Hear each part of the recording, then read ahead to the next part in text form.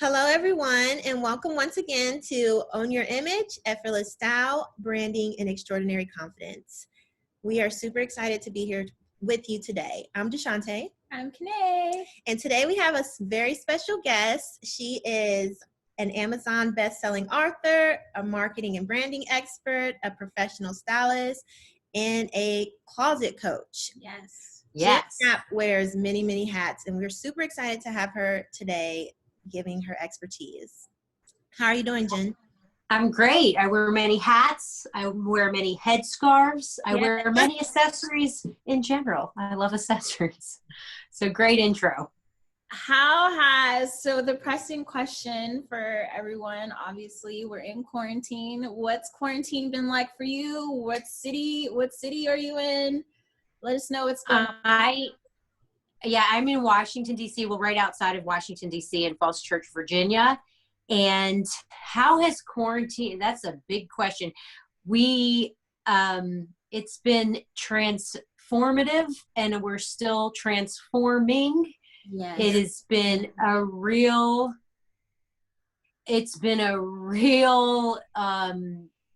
doozy of a time, hasn't it? Yeah.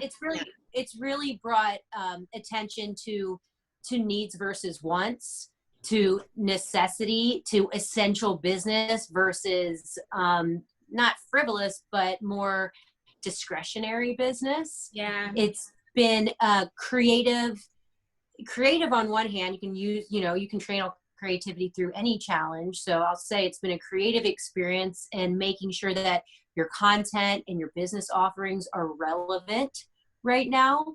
Yes. And, as someone who's in the style and image business at the onset of this crisis, because that's what it was and is and continues to be, for many people, personal style, getting dressed even, was like the least of their concerns. Yeah. And there seemed to be this nationwide cultural embrace of the idea of not getting dressed anymore.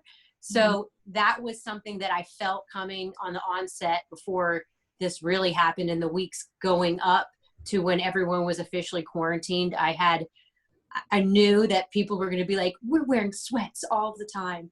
and that's fine that's fine. It's not what I coach around. I want my clients to be their best selves. And I firmly believe that you can't run a great business in sweatpants all the time. No. But also, it's been interesting. So that's a great question. In the beginning, I had some really fundamental opinions about that.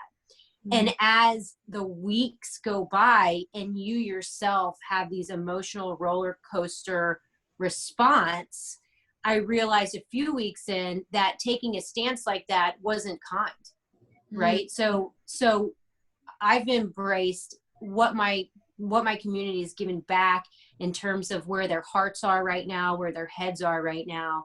And even though in creating my daily content, have not worn, I love athleisure as a fashion. I do athleisure really well and I love it. I love my sneaker collection, but loungewear and athleisure are two different things. So I have not reverted to a loungewear forward vibe.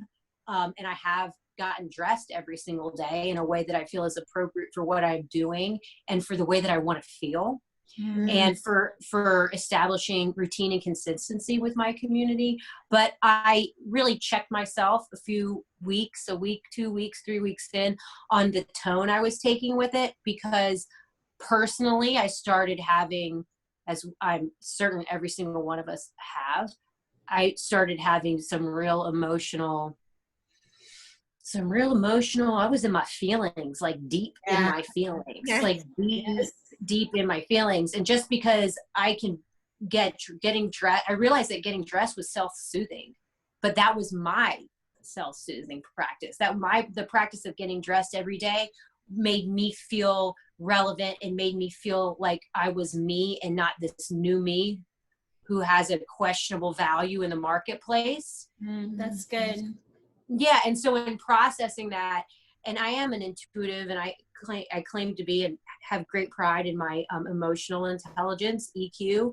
I stopped talking. So like, you need to get dressed. You owe it to yourself. And really just met my audience where they were and delivered consistency. And a very frank, open, and authentic dialogue about the emotions, the uncertainty, the fear, the stress that I was feeling. Yeah. But I tempered it, as I always do. I founded it, I tempered it, I cemented it through the lens of getting dressed every day. But I was very open. I'm like, I'm getting dressed every day. For a long time, we talked about this in our interview, I put on lashes every single day. And because I had lash extensions before for a very long time, and I am committed to my lash game. And then all of the lashes fell out, which was definitely cathartic, not catharsis in a good way. That's the wrong word. It was like, it was a thing. And I started wearing, glue-ons. Yeah. And then the act of putting those on every day started to be, to wear at my soul. Like, it was like poking holes in my soul. I'm like, why are you doing this to yourself? I have them on for you today because to honor the audience. But it's funny, that was my breaking point. So about 10, 14 days ago, I stopped wearing the lashes. I was like, guys, this is me. These are my bare ass eyelids. And I feel like I was slowly going insane by putting the eyelashes on every day. So and I try to find humor in it, So part of my business, I coach women virtually through several programs centered around a less but better approach to your wardrobe, capsule wardrobes, closet purging, personal style. I also make daily content for my private Facebook community and Instagram stories. And in my daily conversations with those women, I was just really raw, and I've been very open. I've been open about the idea that I might need to get a corporate job after this is done. And I'm always very open, but this was a thing. It still is a thing, because when you are I don't like the word influencer because that's so relative, but when you are an influencer, I guess, a content creator. You are influencer. Thanks. A content creator, people look to you for consistency. They look, some people tune into you because they find it's their self-soothing part of the day. So, juggling the persona, what people see, consume, and perceive of, what they project onto you,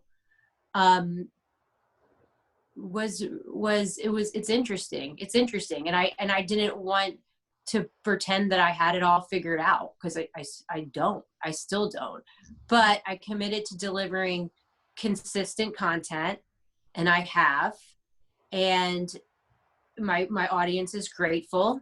In the beginning, engagement was down because I think everybody was processing. And the first, in the first few weeks, my numbers went down. And instead of panic, knee-jerking, reacting to that, and just okay, well, they don't want me, so I'm not going to do this, I just showed up. And I show up every single day. And I don't know what that adds up to in 2 months, 1 year from now, but I know that I delivered, and that I am delivering, and that it's authentic. And I got dressed every day. Love that. So just to, you went over a little bit about what you do, but just tell the audience again, a little bit about your brand and how you got to where you are today. Yes. So I am an author. I'm the author of Close the Deal. I know that this is a mirror image of the book, but I swear it's spelled right, as is Louis Vuitton in the background. But Close the Deal, the guide for transformative personal style, with a foreword by my friend, Christian Siriano. I published this last summer in paperback, and the year before in Kindle format. So this book was really the linchpin of my business. I'm an author, a stylist, and I call myself a capsule wardrobe coach.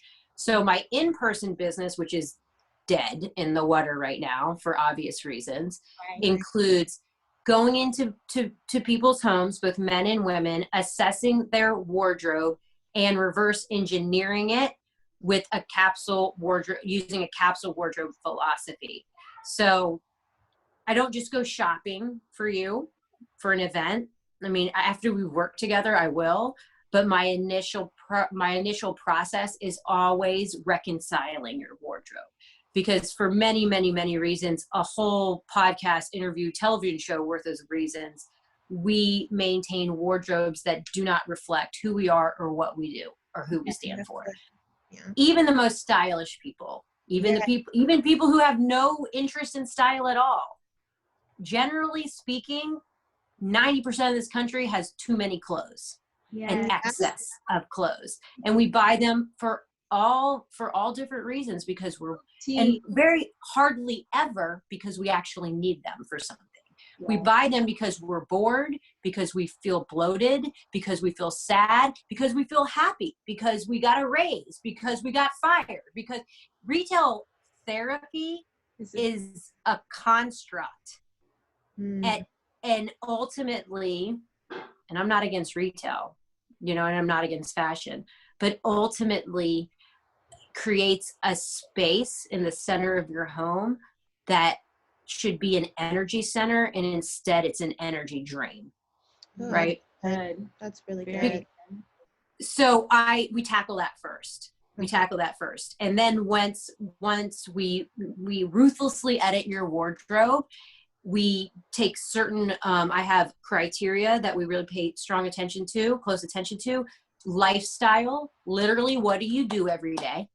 Like, what do you do every day? Right now, don't answer that question. We're all doing things, but it's inside of our house. But do you travel for work? Have you lost 10 pounds? Have you gained 10 pounds more or less? Have you had a child? Do you have small children? Like, where do you work? What's the functionality of your clothes? All of the things. And I have an algorithm, or I have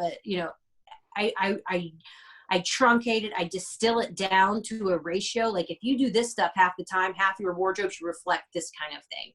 If you go have cocktail related events, once every 2 months, then why do you have a secondary closet full of cocktail dresses that still have tags on them? Right?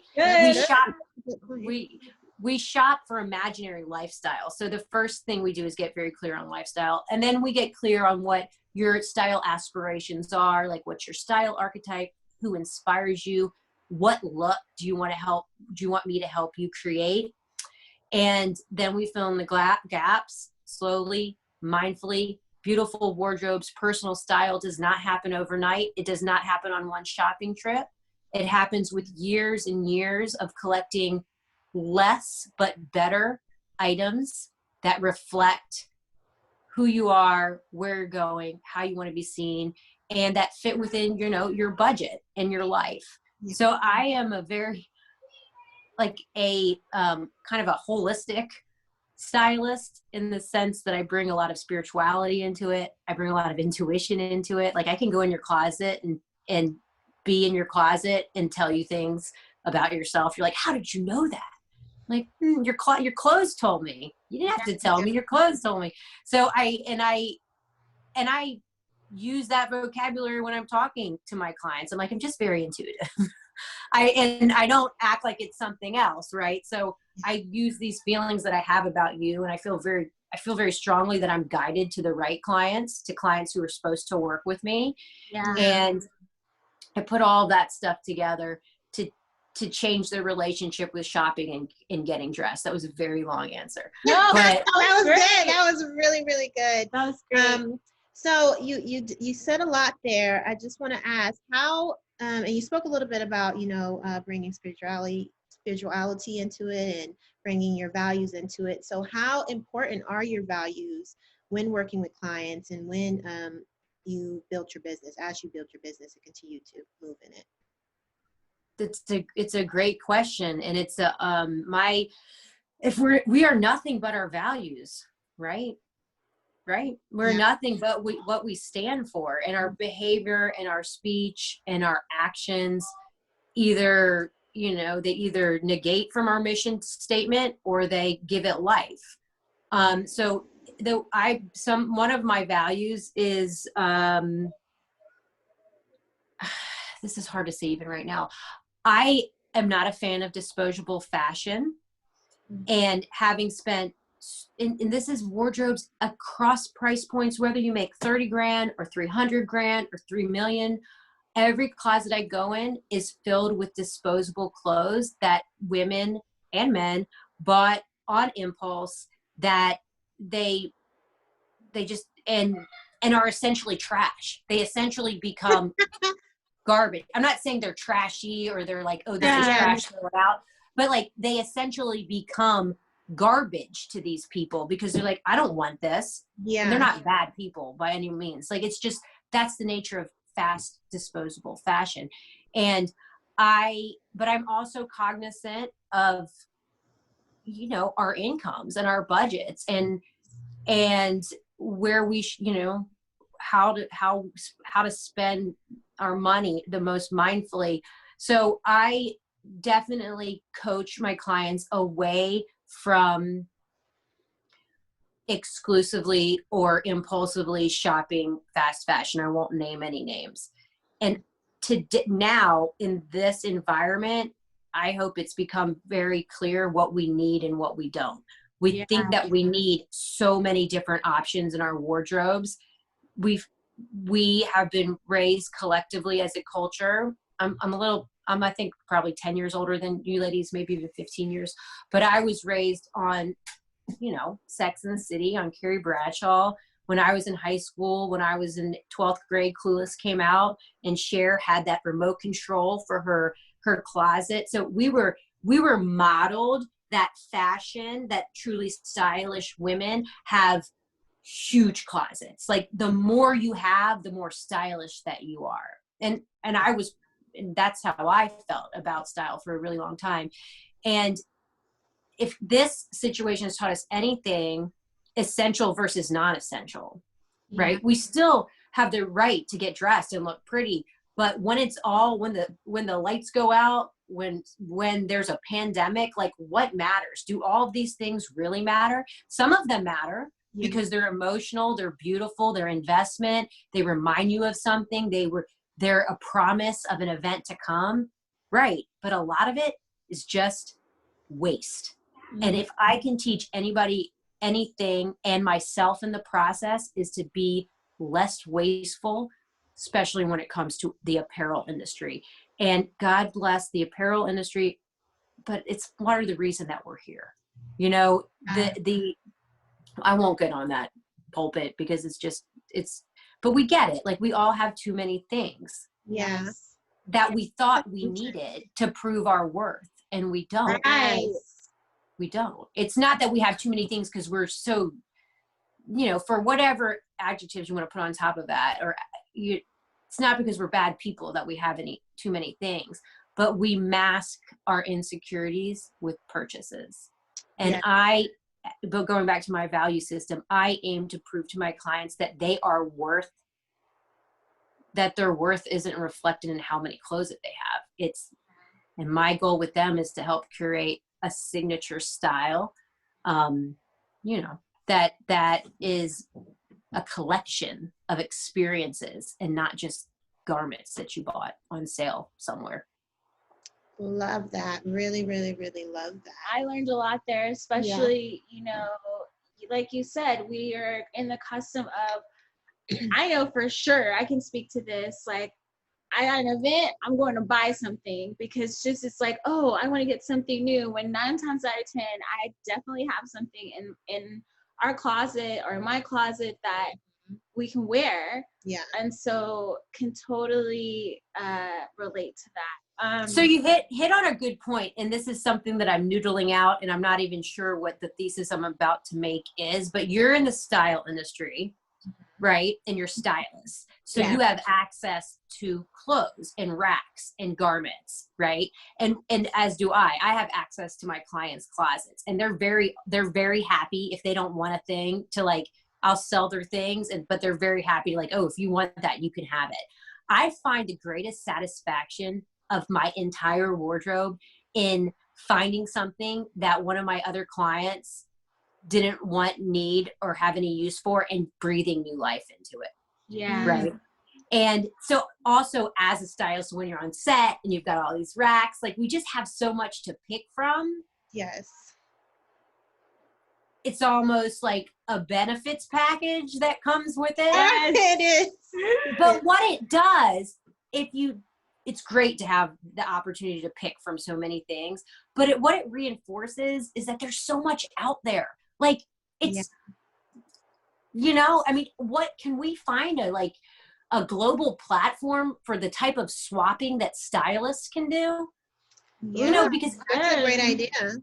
I mean, I don't have the answer to how to make that work, but I just know that activity of working on a photo shoot and then shopping for the photo shoot, and then you wore the clothes, so you can't return the clothes. You return a lot of the clothes, but some of the things you can't return. The client doesn't want to keep it. They don't have a wardrobe, so it's like in your collection. Yeah. And I have a whole, it's not huge, but I do have a part of my wardrobe that's in a different part. It's not huge. Just a few garment bags that are like impact items that are like, the things that you put on a photo shoot. Yeah. And I go to them for events now.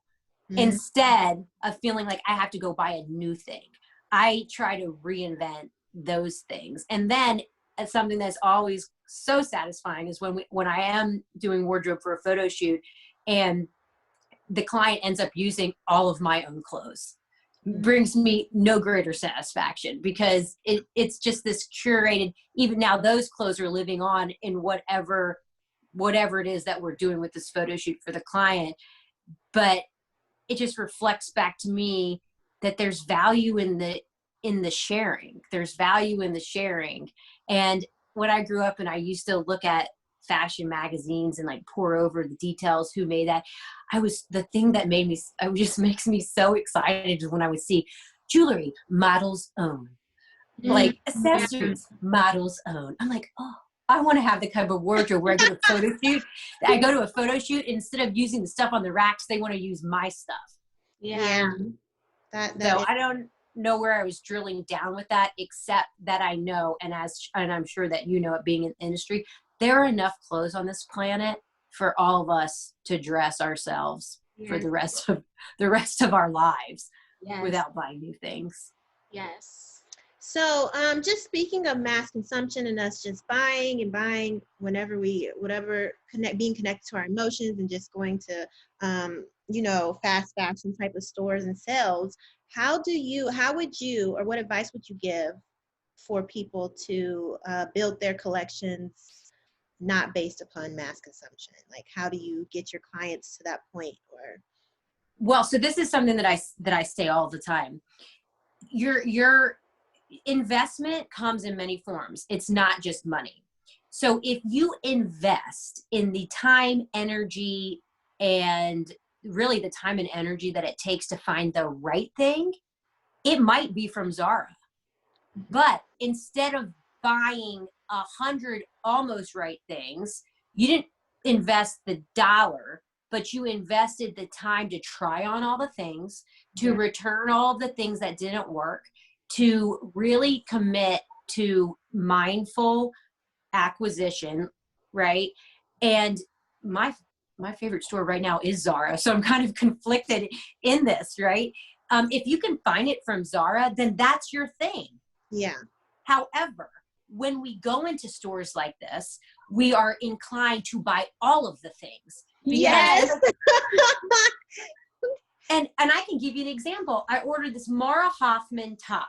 It's beautiful. I would love to shop Mara. I would love all of my summer to be Mara Hoffman. This top was marked down from $400 to like not cheap, to like $220, and I bought it because I was in my feelings a few weeks ago. I'm like, I'm gonna buy this, and it's great. I love it.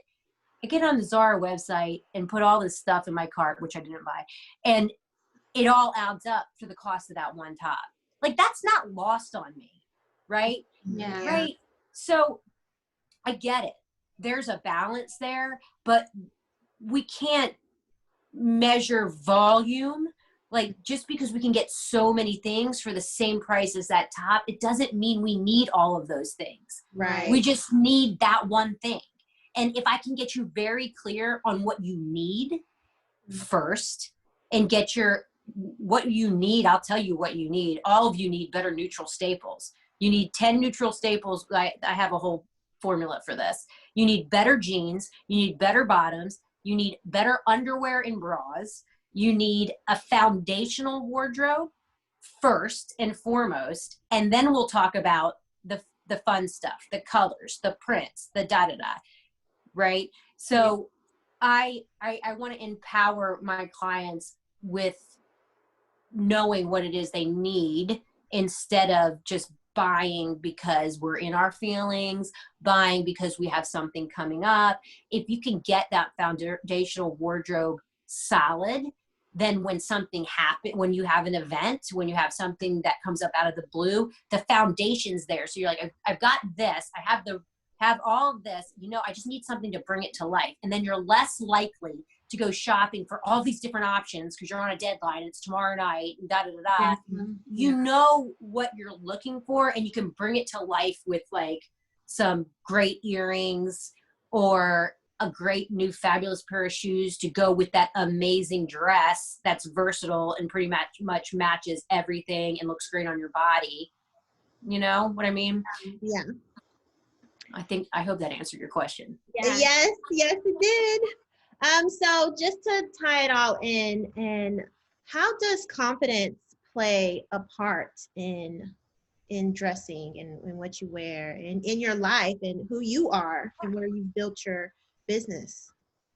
Confidence is everything, and confidence informs the ability to wear whatever and feel like act as if about it. But it also a woman who's confident can put on whatever and like put on a big knot on her head and not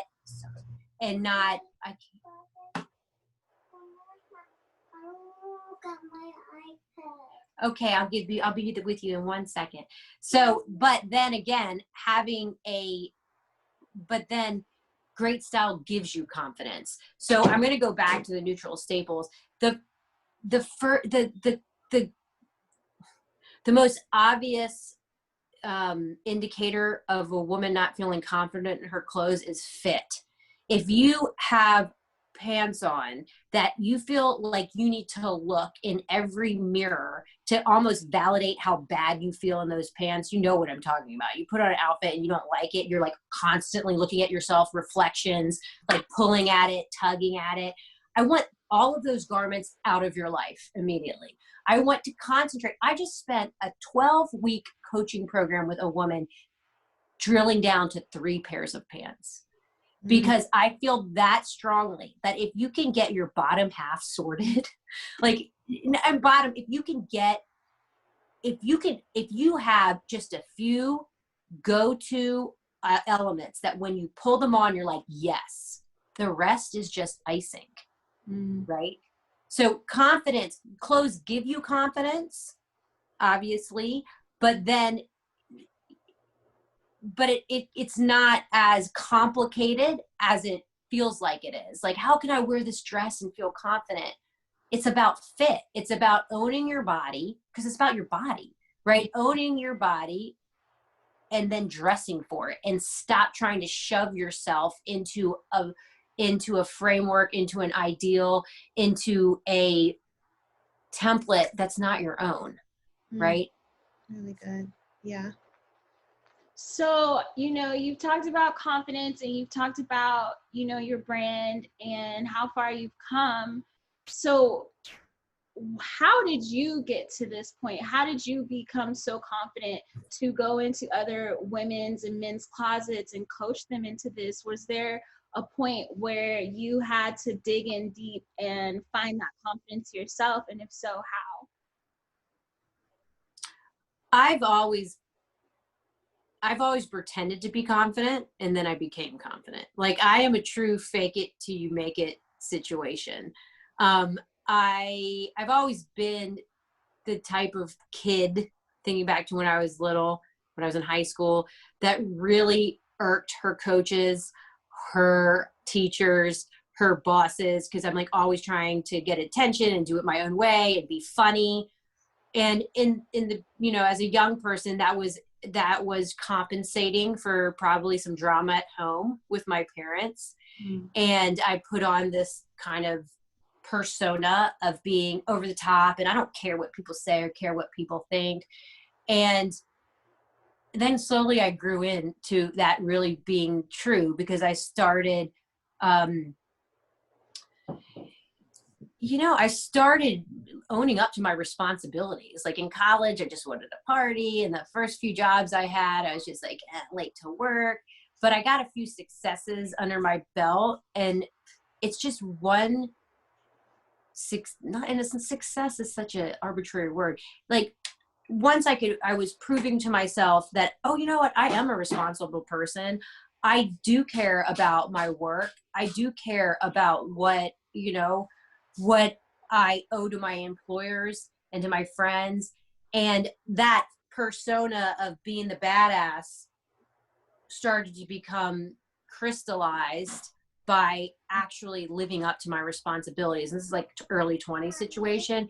And then I was given a great opportunity by a wonderful woman who ended up being my mentor, Ann Ratner, to create a hair care line for her. This is all in my book, and it is a long story. But she saw something in me, and she hired me because of that spark. And she gave me a huge responsibility that this day and age probably never would have happened. And I took it and I ran with it, and I faked it until I made it. And I took that brand, a hair care brand, from concept to 7 million before I left, over 15 years. And the incremental growth that comes with all of the ups and downs of doing something like that got me to the point that when I recognized towards the end of my tenure there that it wasn't bringing me the joy that it used to. I had already started my blog, and it was a real leap of faith. I'm not going to lie. When I left to start this business, it was just like, I am throwing caution to the wind. Okay. I am throwing caution to the wind, and I'm just going to do this. And I don't regret it. The COVID is a real mirror in the face of that decision. I'm not going to lie about that. And then this will give me more confidence no matter what happens. If I end up, I don't know what I'm going to end up doing, but whatever I end up doing after this, the process, the stress, and then what came out of it will give me more confidence. And I will never regret doing this, because I will never be able to say, God, if I had only done that. Right. So good and so true. So we've talked about a little bit of everything today. You've really given us a lot of gems. You've given us some tools. The last question we have for you is, what does it mean to own your image? What does it mean to own your image? What does it mean to own your image? Owning your image is an evolutionary process, just like confidence. Yes. But it's about being able to discern from all of the influences, from media, from friends, from family, from environment, being able to discern which of those things actually represent who you are, and picking and choosing selectively from stores and magazines and celebrities and all the different ways that we are delivered options for our image. Mm-hmm. Using discernment to say, you know what, I can appreciate that on somebody else, but it doesn't really work for me. Mm-hmm. I know that is a trending color, a Pantone color of the year, but it washes me out. So I'm okay leaving that for another gal. Like getting to the point where you know what represents you and not represents an ideal that is not you is owning your image. And then also for a younger person, because that takes time, that takes years to get to that point, right?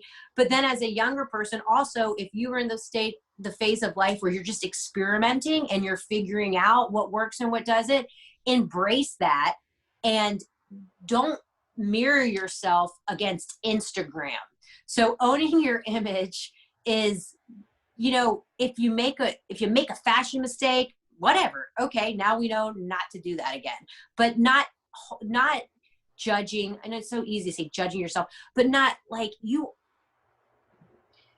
there is no grand jury who's looking at your clothes and deciding if you're worth something based on what you're wearing. It's only you. Do you feel like yourself in it? Does it make you feel fantastic? The best test is the mirror test. If you look at yourself in the mirror in your outfit and you're like, great, I'm going out, and you don't feel the impetus to look at yourself in the mirror for the rest of the day, that means it works. And you don't need reinforcement from the outside world once you're in a state of owning your image. It's good. Even if it clashes, even if it's random, even if it's, a urban turban on your head, like if it makes you feel joy, own it. That's it. Amazing. And another thing that I tell my clients in my community all the time, if you have any doubt about what you're wearing, just act as if it works, and then everyone else will assume that you know something that they don't know. Period. The end. Don't even leave it up for discussion. It works.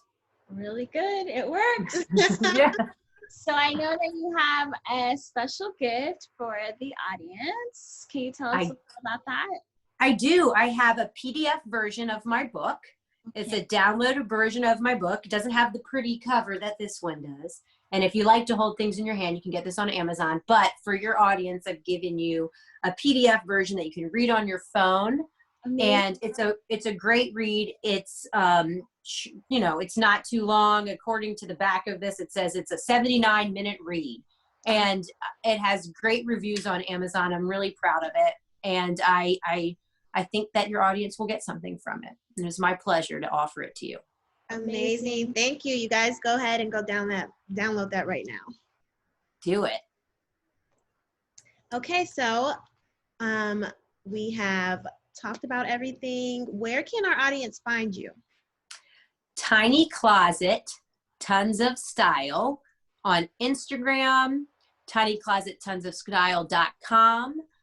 I have a huge Pinterest platform. It always surprises me. Doesn't surprise me, but on Pinterest, Tiny Closet, Tons of Style.